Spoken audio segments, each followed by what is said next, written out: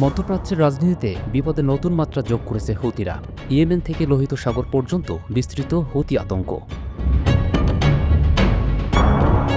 গত ১.৫ বছরে ইয়েমেনের ইরান সমর্থিত হুতি বিদ্রোহীরা তাদের ড্রোন প্রযুক্তিতে যে বিপ্লব পরিবর্তন এনেছে তা আন্তর্জাতিক নিরাপত্তার জন্য নতুন মাত্রার হুমকি সৃষ্টি করেছে। একসময়ের সাধারণ হামলাকারী গ্রুপ এখন বিশ্বের অন্যতম পরিচালিত ড্রোন প্রযুক্তির অধিকারী হয়ে উঠেছে। ২০২৫ সালের সবচেয়ে উদ্বেগজনক আবিষ্কার হল হুতিদের হাইড্রোজেন ফুয়েল সেল প্রযুক্তি। কনফ্লিক্ট আর্মামেন্ট রিসার্চের প্রতিবেদন অনুযায়ী এই প্রযুক্তি হুতি ড্রোন পাল্লা ৩ গুণ বৃদ্ধি করতে পারে এবং তাদের প্রায় অদৃশ্য করে তুলতে পারে। গবেষকরা চীনা কোম্পানিগুলোর তৈরি হাইড্রোজেন সিলিন্ডার এবং ফুয়েল সেল কম্পোনেন্ট উদ্ধার করেছেন, যেগুলো অক্সিজেন সিলিন্ডার হিসেবে ছদ্মবেশে পাচার করা হয়েছিল। এই প্রযুক্তি ড্রোনগুলোকে প্রচলিত ৭৫০ মাইলের পরিবর্তে ২২৫০ মাইল পর্যন্ত উড়তে সক্ষম করবে। ২০১৮ সাল থেকে হুতিরা নির্বিঘ্নে ড্রোন প্রযুক্তিতে প্রবেশাধিকার পেয়েছে। ইরান তাদের আবাবিলটি প্রযুক্তি স্থানান্তর করে, যা হুতিদের কাছে এক ড্রোন নামে পরিচিত।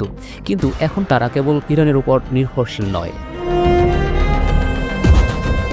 হুতিরা বাণিজ্যিক চীনা হেক্সাকপ্টার ড্রোনগুলোকে রুজু মাল্টি ইউজ ড্রোনে রূপান্তরিত করছে। এই ড্রোনগুলো লক্ষ্যবস্তুতে বিস্ফোরক ফেলে আবার ঘাঁটিতে ফিরে আসতে পারে, যা তাদের খরচ কার্যকর করে তুলছে।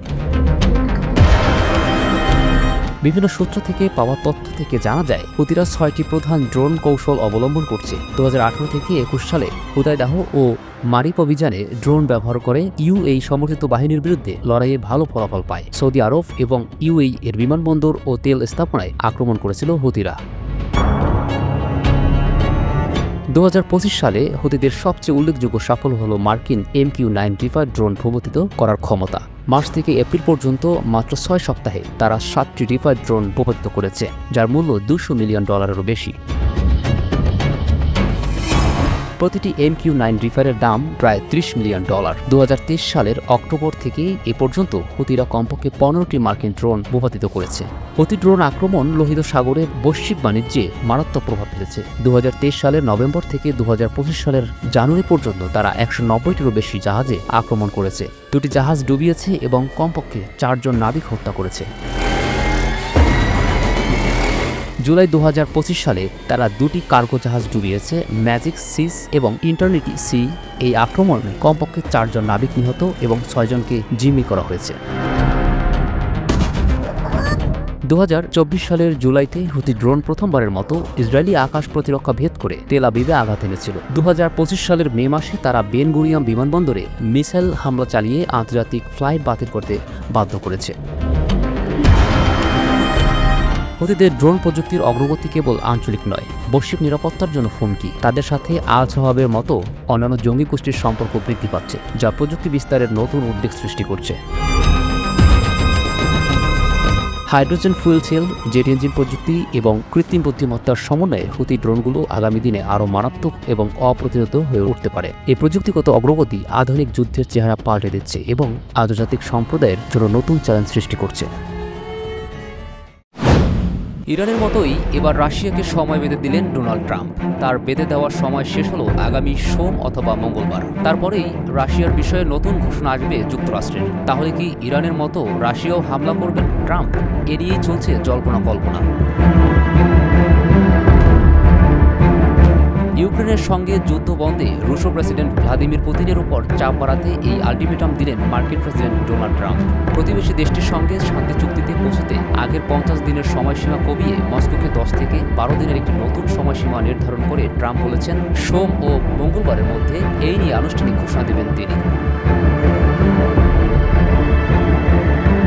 তবে ট্রাম্পের এই ঘোষণায় তাৎক্ষণিক কোনো প্রতিক্রিয়া দেয়নি ক্রেমলিন। সোমবার স্কটল্যান্ডের ট্রানবেরি গল্ফ কোর্সে যুক্তরাজ্যের প্রধানমন্ত্রী কিয়ার স্টারমারের সাথে এক বৈঠকে ট্রাম্প এসব কথা বলেন। ইউক্রেনীয় president chief of staff Andriy Yermak রাশিয়াকে যুদ্ধবিরতিতে সম্মত হওয়ার জন্য যে ৫০ দিনের সময়সীমা দিয়েছিলেন তা কমিয়ে আনায় ট্রাম্পের সিদ্ধান্তকে স্বাগত জানিয়েছেন। এক্সে দেয়া এক পোস্টে ট্রাম্পকে ইউক্রেন প্রশ্নে জোরালো পদক্ষেপ নেওয়ার জন্য ধন্যবাদ জানিয়েছেন তিনি। ইয়ারমাক বলেন, পুতিন কেবল ক্ষমতাকে সম্মান করেন এবং সেটি বড়াই করে বলে বেড়ান। আমেরিকা যখন শক্তির সাথে নেতৃত্ব দেয় তখন অন্যরা দুবার ভাবে। আর ইউক্রেনীয় এমপি কিবা রুদিক বলেছেন, রাশিয়ার অবিরাম হামলার পর ইউক্রেনীয়রা দেখতে চায় ট্রাম্প রাশিয়ার প্রতি ধৈর্য হারাচ্ছেন। মার্কিন প্রেসিডেন্ট ডোনাল্ড ট্রাম্প এবং যুক্তরাজ্যের প্রধানমন্ত্রী কিয়ার স্টারমার টার্নবেরিতে ট্রাম্পের স্কটিশ গল্ফ ক্লাবে সাংবাদিকদের ভরা একটি কক্ষে প্রায় 1 ঘন্টা ধরে কথা বলেছেন। এই দুই মোড়ল অনেক বিষয় নিয়ে আলোচনা করেছেন। এ সময় ইউক্রেন বিষয়ে একটি চুক্তিতে সম্মত হওয়ার জন্য রাশিয়াকে 10 থেকে 12 দিনের সময়সীমা বেঁধে দিয়েছেন ট্রাম্প, যা তার আগের 50 দিনের সময়সীমাকে অর্ধেক করে দিয়েছে। ট্রাম্প বলেছেন, রাশিয়া চুক্তিতে না পৌঁছলে নিষেধাজ্ঞা ও বাড়তি শুল্ক আরোপ করতে পারেন। এছাড়া স্টারমার ও ট্রাম্প একমত হয়েছেন গাজায় সাহায্য পৌঁছানো দরকার এবং তাদের যুদ্ধবিরতি প্রয়োজন। স্টারমার দুর্ভিক্ষের চিত্রগুলিকে অসহনীয় বলে বর্ণনা করেছেন। ট্রাম্প বলেছেন, হামাসের সাথে মোকাবেলা করা কঠিন হয়ে পড়েছে এবং বন্দী অবস্থায় থাকা জিম্মিদের উদ্ধার করাও কঠিন হয়ে পড়েছে। 2 সপ্তাহ আগে ট্রাম্প হুঁশিয়ারি দিয়ে বলেছিলেন, আগামী সেপ্টেম্বরের শুরু পর্যন্ত শান্তি চুক্তি না হলে রাশিয়ার উপর গুরুতর শুল্ক আরোপ করা হবে। তিনি ইউক্রেনের শহরগুলোতে চলমান রুশ বোমা বর্ষণে ক্ষোভ প্রকাশ করে যুদ্ধ থামাতে বারবার আহ্বান জানাচ্ছিলেন। পুতিনকে উদ্দেশ্য করে ট্রাম্প বলেন, তাকে একটা চুক্তি করতেই হবে। খুব বেশি মানুষ মারা যাচ্ছে। পুতিন শান্তির কথা বললেও ইউক্রেনের বেসামরিক নাগরিকদের উপর বোমাবর্ষণ অব্যাহত রেখেছেন। আমি বলেছি, এভাবে হয় না। আমি প্রেসিডেন্ট পুতিনের উপর হতাশ। পুতিনের সঙ্গে এখন আর কথা বলার তেমন আগ্রহ নেই। তবে নিষেধাজ্ঞা আরোপে কিছুটা দ্বিধা প্রকাশ করে ট্রাম্প বলেন, তিনি রুশ জনগণকে ভালোবাসেন। ট্রাম্প বলেন, আমি রাশিয়ার সঙ্গে এমনটা করতে চাই না। তবে তিনি স্বীকার করেন, এই যুদ্ধে রুশ ও ইউক্রেনিয়ান উভয় পক্ষেরই অনেক মানুষ প্রাণ হারাচ্ছেন।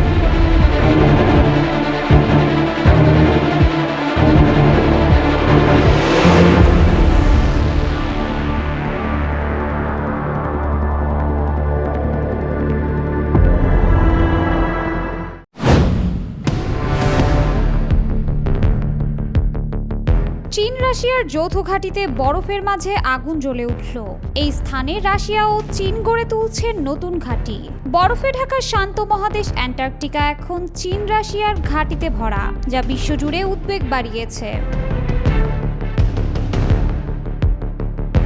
চীন ঘোষণা দিয়েছে তারা তৈরি করবে 6ষ্ঠ স্থায়ী গবেষণা কেন্দ্র। অন্যদিকে রাশিয়া আবার চালু করছে পুরনো ঘাঁটি, সাথে তৈরি করছে নতুন রানওয়ে। 1961 সালে অ্যান্টার্কটিকা চুক্তি স্পষ্টভাবে সামরিক কার্যক্রম নিষিদ্ধ করেছে, কিন্তু বিশেষজ্ঞরা বলছেন রাশিয়া চীনের এই সম্প্রসারণ শান্তির মহাদেশকে পরিণত করতে পারে আরেকটি ভূরাজনৈতিক প্রতিযোগিতার ময়দানে। নিউজউইকের মানচিত্রে দেখা গেছে বর্তমানে চীনের 3টি স্থায়ী ও 3টি মৌসুমী ঘাঁটি রয়েছে। অন্যদিকে রাশিয়ার 11টি কেন্দ্র, যার মধ্যে 5টি স্থায়ী। চীন নতুন 6ষ্ঠ ঘাঁটি বানাচ্ছে মারিবার্ড ল্যান্ডে, যা 2027 সালে চালু করার পরিকল্পনা রয়েছে। যদিও বেইজিং বলছে এর পেছনে কোনো ভূরাজনৈতিক উদ্দেশ্য নেই। কিন্তু সন্দেহ বাড়ছে, গবেষণার নামে চলছে অন্য খেলা। যুক্তরাজ্যের এক সংসদীয় রিপোর্টে বলা হয়, রাশিয়ার ভূকম্পন জরিপ হয়তো বৈজ্ঞানিক কারণে নয়, তেল অনুসন্ধানের জন্য। অস্ট্রেলিয়ার বিশেষজ্ঞ জেফ্রি ম্যাকগি সতর্ক করেছেন, চীন ও রাশিয়ার কিছু যন্ত্রপাতি দ্বৈত ব্যবহারযোগ্য, যেমন ইনফ্রারেড টেলিস্কোপ, স্যাটেলাইট যোগাযোগ ব্যবস্থা ও জিপিএস প্রযুক্তি। এগুলো একই সঙ্গে বৈজ্ঞানিক ও সামরিক কাজে ব্যবহার হতে পারে। 2022 সালে সি পাওয়ার সেন্টার অস্ট্রেলিয়ার রিপোর্ট বলছে, অ্যান্টার্কটিকা পুরোপুরি সামরিকীকরণ না হলেও আর পুরোপুরি শান্তির মহাদেশ নেই। এই সময় হোয়াইট হাউস ঘোষণা করেছে অ্যান্টার্কটিকায় তাদের বরাদ্দ $60 মিলিয়ন কমানো হবে। ফলে প্রশ্ন উঠছে, যুক্তরাষ্ট্র কি পিছিয়ে পড়ছে প্রতিদ্বন্দ্বীদের থেকে? Centre for strategic and international স্টাডিজের বিল মুন্টিয়ান বলছেন, রাশিয়া ও চীনের তথাকথিত বৈজ্ঞানিক অভিযানে বড় প্রশ্ন থেকে যাচ্ছে, তারা আসলে কি করছে। বিশ্লেষকরা মনে করছেন রাশিয়া অ্যান্টার্কটিকাকে ব্যবহার করছে নিজেদের পোলার পাওয়ার হিসেবে প্রতিষ্ঠা করতে, আর চীন ক্রমেই বাড়াচ্ছে অবকাঠামো। অ্যান্টার্কটিকায় চীন রাশিয়ার ঘাঁটিগুলো ঘিরে তৈরি হয়েছে জল্পনা কল্পনা। এই বিশ্ব রাজনীতির টানাপোড়েনে পৃথিবী যেন এক নতুন মহাযুদ্ধের দ্বারপ্রান্তে দাঁড়িয়ে।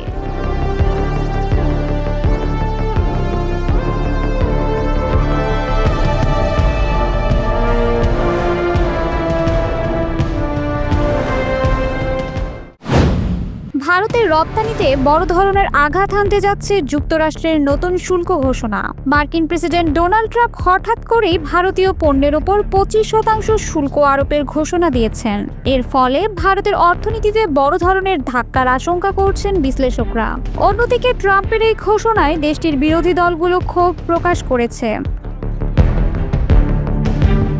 স্থানীয় সময় বুধবার নিজের সোশ্যাল মিডিয়া প্ল্যাটফর্ম ট্রুথ সোশ্যালে ট্রাম্প লেখেন, রাশিয়া থেকে তেল ও অস্ত্র কেনার জন্য ভারতকে শাস্তি দিতে হবে। রাশিয়ার সাথে বাণিজ্যে যুক্ত থাকায় তিনি বলেন, 1 আগস্ট থেকে ভারতের উপর এই জরিমানা কার্যকর হবে। পোস্টে তিনি আরও বলেন, সবাই যেন চায় রাশিয়া ইউক্রেনে হত্যাযজ্ঞ চালাক, তা হতে পারে না। ট্রাম্পের এমন ঘোষণার পরই ভারতের অর্থনীতির ভবিষ্যৎ নিয়ে শুরু হয় আলোচনা। বৃহস্পতিবার সকালে শেয়ার বাজার খুলতেই একের পর এক কোম্পানির শেয়ারের দাম পড়ে যেতে থাকে। বিশ্লেষকরা জানান, বাজার এমন একটি সময়ে পতনের মুখে পড়ল যখন বিনিয়োগকারীরা আশা করেছিল যুক্তরাষ্ট্র ও ভারতের মধ্যে একটি শুল্ক চুক্তি কার্যকর হতে যাচ্ছে। ভারতের শেয়ার বাজার বিশ্লেষক নীলেশ শাহ বলেন, যুক্তরাষ্ট্রের সঙ্গে বাণিজ্যিক সম্পর্ক মজবুত করতে ভারত বেশ কিছু ইতিবাচক পদক্ষেপ নিয়েছিল, কিন্তু ট্রাম্পের নতুন ঘোষণায় সেসব উদ্যোগ থমকে যেতে পারে। ভারতের জিডিপিতে সরাসরি আঘাত হানবে এই শুল্ক। রেটিং সংস্থা ইকরার প্রধান অর্থনীতিবিদ অদিতি নায়ার জানান, 25% মতো উচ্চ শুল্ক আমাদের প্রত্যাশার চেয়েও বেশি। এর ফলে ভারতের জিডিপি প্রবৃদ্ধি কমে যেতে পারে। ইকরা তাদের পূর্বাভাস ইতোমধ্যে 6.5% থেকে কমিয়ে 6.2% করেছে। আরেকটি ব্রোকারেজ সংস্থা নোমুরা হিসেব করে জানিয়েছে, ভারতের প্রবৃদ্ধি কমে যেতে পারে 0.2%। গত কয়েক মাস ধরে ওয়াশিংটন ও দিল্লির মধ্যে একাধিক বাণিজ্য আলোচনার পর ভারত কিছু পণ্যের উপর শুল্ক কমিয়েছিল, কিন্তু তবুও ট্রাম্প প্রশাসনের চোখে পড়ে $4,500 কোটি বিশাল বাণিজ্য ঘাটতি। ট্রাম্পের মূল লক্ষ্য এই ঘাটতি হ্রাস করা। এফআইসিসিআইর সভাপতি হর্ষবর্ধন আগারওয়াল ট্রাম্পের এই সিদ্ধান্তকে দুর্ভাগ্যজনক উল্লেখ করে বলেন, ভারতের রপ্তানিতে এর নেতিবাচক প্রভাব পড়বে, বিশেষ করে সামুদ্রিক পণ্য, ওষুধ, বস্ত্র, চামড়া ও গাড়ি শিল্পে বড় ধরনের ক্ষতি হতে পারে। ফাউন্ডেশন ফর ইকোনমিক ডেভেলপমেন্টের রাহুল আহলুওয়ালিয়া বলেছেন, ভারতের বিনিয়োগ ও শিল্পায়নে বড় ধরনের প্রতিবন্ধকতা তৈরি হবে। প্রতিদ্বন্দ্বী দেশগুলোর সঙ্গে পাল্লা দেওয়া কঠিন হয়ে পড়বে ভারতের পক্ষে। এদিকে চীনের সঙ্গে যুক্তরাষ্ট্রের চলমান আলোচনার ফলাফল হিসেবে দেশটির ওপর শুল্ক 145% থেকে কমিয়ে 30% আনা হয়েছে। এমনকি 12 আগস্টের মধ্যে যুক্তরাষ্ট্র ও চীনের মধ্যে একটি দীর্ঘমেয়াদী চুক্তি হওয়ার সম্ভাবনা রয়েছে। একইভাবে জুলাইয়ের শুরুতে ভিয়েতনামের সঙ্গেও একটি শুল্ক চুক্তি করে ট্রাম্প প্রশাসন। সেখানে শুল্ক কমে আসে 46% থেকে 20%। ইউআই ইন্ডিয়ার বাণিজ্য নীতি বিশেষজ্ঞ অগ্নিশ্বর সেন মনে করেন, যদি নতুন শুল্ক ব্যবস্থা কার্যকর হয় তাহলে ভারতে বাণিজ্যিক আস্থা কমে যাবে। বিদেশি বিনিয়োগকারীরা অন্য দেশগুলোর দিকে ঝুঁকবেন। ট্রাম্পের এই হঠাৎ ঘোষণায় ভারতের শিল্পপতি, অর্থনীতিবিদ ও বাণিজ্যিক কর্মকর্তারা সবাই উদ্বেগে। এখন দেখার বিষয় এই সিদ্ধান্ত বাস্তবে কতটা দীর্ঘস্থায়ী হয় এবং ভারত সরকার এর বিরুদ্ধে কী ধরনের কূটনৈতিক প্রতিক্রিয়া দেখায়। তবে আপাতত ভারতীয় রপ্তানিকারকদের জন্য এটি নিঃসন্দেহে একটি কঠিন সময়।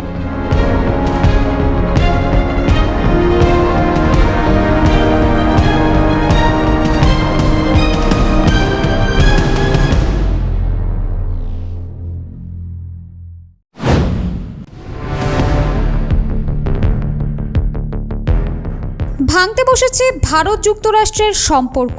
ভারতকে এখন আর মিত্রর চোখে দেখে না মার্কিন প্রশাসন। খোদ ওয়াশিংটন থেকেই এসেছে এই তথ্য। এনডিটিভি ওয়ার্ল্ডের এক প্রতিবেদনে উঠে এসেছে এমন তথ্য। দীর্ঘদিনের কৌশলগত সম্পর্ক থাকলেও আন্তর্জাতিক বাণিজ্যের ক্ষেত্রে ভারত এখনও যুক্তরাষ্ট্রের পূর্ণাঙ্গ মিত্র হয়ে উঠতে পারেনি, এমন মন্তব্য করেছেন মার্কিন যুক্তরাষ্ট্রের পররাষ্ট্রমন্ত্রী মার্কো রুবিও। গত বুধবার ট্রাম্প প্রশাসন ভারতীয় পণ্যের ওপর 25% শুল্ক আরোপের পরদিন ফক্স নিউজকে দেওয়া এক বিশেষ সাক্ষাৎকারে রুবিও বলেন, ভারত আমাদের বন্ধু, কৌশলগত অংশীদার, কিন্তু এই সম্পর্ক এখনও শতভাগ মিত্রতার পর্যায়ে পৌঁছয়নি। রুবিওর এই বক্তব্য এমন সময় এলো যখন রাশিয়া থেকে ভারত সস্তায় অপরিশোধিত তেল আমদানি করে তা আন্তর্জাতিক বাজারে রপ্তানি করছে, এমন অভিযোগে ক্ষুব্ধ যুক্তরাষ্ট্র। ট্রাম্প প্রশাসনের দাবি, এই পদক্ষেপ রাশিয়ার যুদ্ধ অর্থনীতিকে বাঁচিয়ে রাখছে, যা যুক্তরাষ্ট্রের কৌশলগত স্বার্থের পরিপন্থী। মার্কো রুবিও বলেন, ভারত বড় দেশ, তাদের জ্বালানির চাহিদাও স্বাভাবিকভাবেই বেশি, কিন্তু তাদের সক্ষমতা রয়েছে আন্তর্জাতিক বাজার থেকে প্রতিযোগিতামূলক দামে জ্বালানি কেনার। তা সত্ত্বেও তারা নিষেধাজ্ঞার আওতায় থাকা রাশিয়া থেকে তুলনামূলকভাবে সস্তা তেল কিনছে। এটি কেবল যুক্তরাষ্ট্রের নয়, আন্তর্জাতিক বাজারের জন্যও অস্বস্তিকর। ফক্স নিউজকে দেওয়া সাক্ষাৎকারে তিনি আরও বলেন, ভারত শুধু নিজের সস্তায় রাশিয়ার তেল কিনছে না, অনেক সময় সেই তেলকে পরিশোধন করে চড়া দামে আবার রপ্তানিও করছে। এটা এক ধরনের বাজার অপব্যবহার। এমন আচরণ মিত্রদের কাছ থেকে প্রত্যাশিত নয়। রুবিওর মতে, প্রেসিডেন্ট ট্রাম্প এই পরিস্থিতি নিয়ে হতাশ। তার মতে, ভারতের এই বাণিজ্য নীতি রাশিয়াকে ইউক্রেন যুদ্ধ চালিয়ে যেতে পরোক্ষভাবে সহায়তা করছে। এই মন্তব্য এমন এক সময় এসেছে যখন যুক্তরাষ্ট্র ভারত সম্পর্কে উত্তেজনা বেড়েই চলেছে। সম্প্রতি ঘোষিত শুল্ক, বাণিজ্য ঘাটতি এবং জ্বালানি কেনাবেচা নিয়ে দুই দেশের মধ্যে মতপার্থক্য এখন অনেকটাই প্রকাশ্য। অন্যদিকে ইরানের সাথে বাণিজ্যে জড়িত থাকায় ভারতের 6টি কোম্পানিকে নিষেধাজ্ঞা দিয়েছে যুক্তরাষ্ট্র। যুক্তরাষ্ট্রে এই কোম্পানিগুলোর পণ্যের কোনো বাণিজ্য ব্যান করার পাশাপাশি সেখানে অবস্থিত ও মজুদ থাকা পণ্যও বাজেয়াপ্ত করেছে ট্রাম্প প্রশাসন। পাশাপাশি এগুলোর সাথে জড়িত থাকলে শাস্তির আওতায় আনারও ঘোষণা দেন ট্রাম্প। বিশ্লেষকরা বলছেন, মার্কো রুবিওর বক্তব্য শুধু ট্রাম্প প্রশাসনের অবস্থানই নয়, বরং ভবিষ্যতে যুক্তরাষ্ট্র ভারত সম্পর্ক কোন দিকে যাবে সে দিক নির্দেশনাও বহন করছে। এখন দেখার বিষয়, এই উত্তেজনার প্রেক্ষিতে ভারত কী ধরনের কূটনৈতিক জবাব দেয়।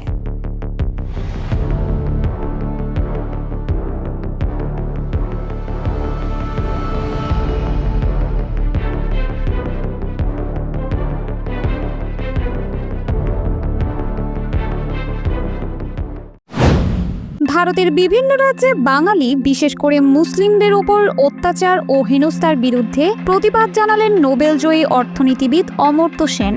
তিনি বলেছেন, গোটা দেশের ওপরই বাঙালিদের অধিকার আছে, কোনো নির্দিষ্ট অঞ্চলের নয়। তাই কোনোভাবেই বাংলা ভাষাভাষী বা বাঙালি পরিচয়কে অবহেলা করা চলবে না।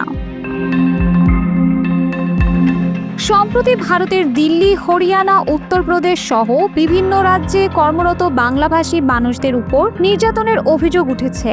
কাউকে বাংলাদেশি সন্দেহে হেনস্থা করা হয়েছে, আবার কাউকে শুধুই ভাষাগত পরিচয়ের কারণে অপমানিত হতে হয়েছে। আবার অনেক ভারতীয় মুসলিমকে বাংলাদেশি দাবি করে জোর করে বাংলাদেশে পুশিন করা হচ্ছে। এসব ঘটনায় উদ্বেগ জানিয়ে মুখ খুলেছেন পশ্চিমবঙ্গের মুখ্যমন্ত্রী মমতা বন্দ্যোপাধ্যায়ও। ভাষা আন্দোলন কর্মসূচির মাধ্যমে বাংলা ভাষা ও বাঙালি পরিচয়ের সম্মান রক্ষার দাবি তুলেছেন তিনি। বৃহস্পতিবার দেশে ফেরার পর বোলপুরে সাংবাদিকদের প্রশ্নের জবাবে অমর্ত্য সেন বলেন, বাঙালিদের যদি অত্যাচার ও অবহেলা করা হয় সেটা যথেষ্ট আপত্তিকর। এসব অবশ্যই বন্ধ করতে হবে। তিনি মনে করিয়ে দেন ভারতের মতো যুক্তরাষ্ট্রীয় কাঠামোর দেশ, যেখানে সব রাজ্যের দেশের নাগরিকদের সমান অধিকার থাকার কথা, সেখানে বাঙালি, পাঞ্জাবি কিংবা মারোয়ারি সবাইকেই সম্মান দেওয়া উচিত। ভারত জুড়ে বাংলাভাষীদের নির্যাতনের ঘটনায় অমর্ত্য সেনের মন্তব্য অত্যন্ত তাৎপর্যপূর্ণ বলে মনে করছেন সমাজবিদরা। অমর্ত্য সেন বলেন, চর্যাপদ দিয়ে যে ভাষার সূচনা, সেই বাংলা ভাষার ঐতিহ্য ও অবদান আমাদের ভুলে গেলে চলবে না। রবীন্দ্রনাথ ঠাকুর, কাজী নজরুল ইসলাম সহ অগণিত মনীষীর সৃষ্টিকর্ম এই বাংলা ভাষার মধ্য দিয়েই এসেছে। সেই ভাষাকে মূল্য না দেওয়া কিংবা অবহেলা করা নিছক ভাষাগত অবমাননা নয়, এটি একটি জাতিসত্তার অপমান। বোলপুরে এই দিন অমর্ত্য সেন ও তার কন্যা নন্দনা দেবসেনকে স্বাগত জানান স্থানীয় প্রশাসনের ঊর্ধ্বতন কর্মকর্তারা। সেখানে বাঙালিদের ওপর চলমান অত্যাচারের বিষয়ে সরাসরি প্রশ্ন করা হয় তাকে। তিনি নিজের অবস্থান স্পষ্ট করে জানিয়ে দেন, যারা ভারতীয় তাদের গোটা দেশেই অধিকার রয়েছে। অন্য রাজ্যে গিয়ে কাজ করলেই কেউ পরবাসী হয়ে যায় না, সেই মানসিকতা পরিবর্তন করতে হবে। বাংলা ভাষার প্রতি কেন্দ্রীয় নীতি নির্ধারকদের অবহেলার কথা তুলে ধরে তিনি বলেন, ভাষার প্রতি অবহেলা থেকেই বাঙালিদের হেনস্থার মানসিকতা জন্ম নিচ্ছে। ভাষার গুরুত্ব বোঝা না গেলে এই প্রবণতা চলতেই থাকবে। তিনি আহ্বান জানান বাংলা ভাষা ও সংস্কৃতিকে যথাযথ মর্যাদা দিতে। অমর্ত্য সেনের মতে এই ইস্যু শুধুমাত্র বাংলা কিংবা বাঙালির নয়, এটি ভারতের বহুত্ববাদ ও সাংবিধানিক মূল্যবোধের প্রশ্ন। তিনি বলেন, সব মানুষকে সম্মান দেওয়ার যে নৈতিক দায়িত্ব রাষ্ট্রের রয়েছে, তা বাস্তবে কার্যকর না হলে সাম্প্রদায়িকতা ও ভাষাগত বিভাজন আরও বাড়বে। বিশিষ্টজনেরা মনে করছেন, অমর্ত্য সেনের মতো একজন নোবেল জয়ীর সরব প্রতিবাদ বিষয়টিকে নতুন মাত্রা দিয়েছে।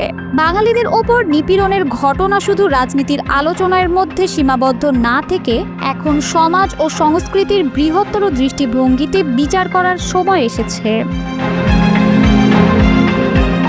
নির্বাচন যত ঘনিয়ে আসছে, ভারতে ভাষা, জাতিসত্তা ও আঞ্চলিক পরিচয়ে রাজনীতি আরও স্পষ্ট হয়ে উঠেছে। এর মধ্যেই অমর্ত্য সেনের এই বক্তব্য নতুনভাবে আলোচনার কেন্দ্রে চলে এসেছে। এখন দেখার বিষয়, এরপর রাজনৈতিক ও প্রশাসনিক মহল থেকে কী ধরনের প্রতিক্রিয়া আসে। তবে এ কথা নিশ্চিত যে বাঙালিদের অধিকার ও মর্যাদার প্রশ্নে এই বিতর্ক এখনই থামছে না।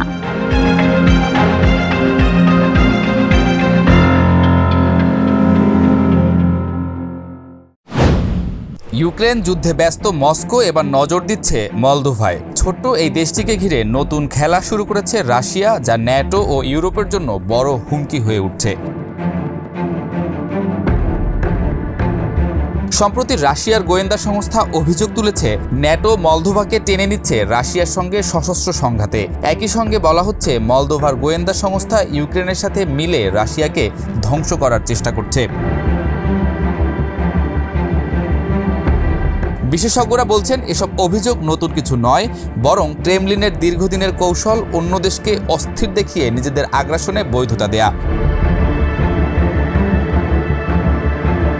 অবস্থানগত দিক থেকে মলদোভা রাশিয়ার জন্য কৌশলগতভাবে অত্যন্ত গুরুত্বপূর্ণ। ন্যাটোর পূর্ব সীমান্ত রোমানিয়া ও ইউক্রেনের দুর্বল দক্ষিণাঞ্চলের মাঝখানে অবস্থিত দেশটি মস্কোকে দুই জায়গাতেই চাপ সৃষ্টির সুযোগ দিচ্ছে। গত বছর মলদোভার প্রেসিডেন্ট নির্বাচনে দেখা গিয়েছিল রাশিয়ার নজিরবিহীন হস্তক্ষেপ। মার্কিন স্টেট ডিপার্টমেন্ট জানিয়েছিল, নির্বাচনকে প্রভাবিত করতে প্রো রাশিয়ান ধনকুবের ইলান শোর প্রায় $39 মিলিয়ন বিতরণ করেছিলেন ভোটারদের মাঝে। 2022 সালে ইউক্রেন আক্রমণের পর রাশিয়া যখন গ্যাস রপ্তানি বন্ধ করে দেয়, তখন মলদোভায় গ্যাসের দাম 7 গুণ বেড়ে যায়। মুদ্রাস্ফীতি দাঁড়ায় 35%। এই সংকটকে কাজে লাগিয়ে শোরের দল সংগঠিত করে সরকার বিরোধী আন্দোলন, যেখানে অংশগ্রহণকারীদের প্রতিদিন 80 ইউরো করে দেয়া হতো। ওয়াশিংটন ইতোমধ্যে শোরকে নিষেধাজ্ঞার আওতায় এনেছে। তার বিরুদ্ধে রাশিয়ার বৈশ্বিক প্রভাব বিস্তার অভিযানের অংশ হিসেবে কাজ করার অভিযোগ রয়েছে, যার লক্ষ্য যুক্তরাষ্ট্র ও ইউরোপের গণতান্ত্রিক দেশগুলোকে দুর্বল করা। মলদোভার নিরাপত্তার সবচেয়ে বড় ঝুঁকি ট্রান্সনিস্ট্রিয়া। এই বিচ্ছিন্ন অঞ্চলটি রাশিয়ার অর্থনৈতিক ও সামরিক সহায়তায় দাঁড়িয়ে আছে, যেখানে এখনও মোতায়েন আছে প্রায় ১,৫০০ রাশিয়ান সৈন্য। প্রেসিডেন্ট মাইয়া সান্দু সতর্ক করেছেন, আসন্ন নির্বাচনের আগে রাশিয়া এখানে নতুন সংকট তৈরি করতে পারে। প্রধানমন্ত্রী ডোরিন রেসিয়ান জানিয়েছেন, মস্কো চাইছে এই প্রো রাশিয়ান সরকার বসাতে, যাতে ট্রান্সনিস্ট্রিয়ার ১০,০০০ পর্যন্ত রুশ সেনা মোতায়েন সম্ভব হয়। তিনি এটিকে মলদোভার গণতন্ত্র ধ্বংসের এক বিশাল প্রচেষ্টা বলে মন্তব্য করেছেন। এই সতর্ক বার্তাকে সমর্থন করেছেন ইউক্রেনের প্রেসিডেন্ট ভলোদিমির জেলেনস্কিও। তার মতে রাশিয়া ওডেসা অঞ্চল দখল করতে চায়, যাতে একসাথে হুমকি দেয়া যায় মলদোভা ও রোমানিয়াকে। বিশ্লেষকরা বলছেন, মলদোভার নির্বাচনকে সামনে রেখে শুরু হতে যাচ্ছে রাশিয়ার নতুন হাইব্রিড যুদ্ধ। এ যুদ্ধে শুধু অর্থ নয়, ব্যবহার করা হবে ভুয়া তথ্য, প্রোপাগান্ডা এবং বিভ্রান্তিমূলক প্রচারণা। মার্কিন বিশেষজ্ঞরা বলছেন, এই মুহূর্তে প্রয়োজন আইনি ও প্রযুক্তিগত সহায়তা, যাতে রাশিয়ার অবৈধ অর্থপ্রবাহ ও প্রভাব খাটানো বন্ধ করা যায়। পাশাপাশি পশ্চিমা দেশগুলোকেও চালাতে হবে নিজেদের পাল্টা তথ্যযুদ্ধ। বিশ্লেষকদের মতে, ইউক্রেন যুদ্ধের মধ্যে ট্রাম্প যখন পুতিনের সঙ্গে যুদ্ধবিরতি নিয়ে আলোচনা করছেন, তখন মলদোভাকে ঘিরে নতুন সংকট তৈরি করতে চাইছে ক্রেমলিন। তাই আসন্ন নির্বাচনের আগে ওয়াশিংটন ও ব্রাসেলসের এখনই ব্যবস্থা নেওয়া জরুরি।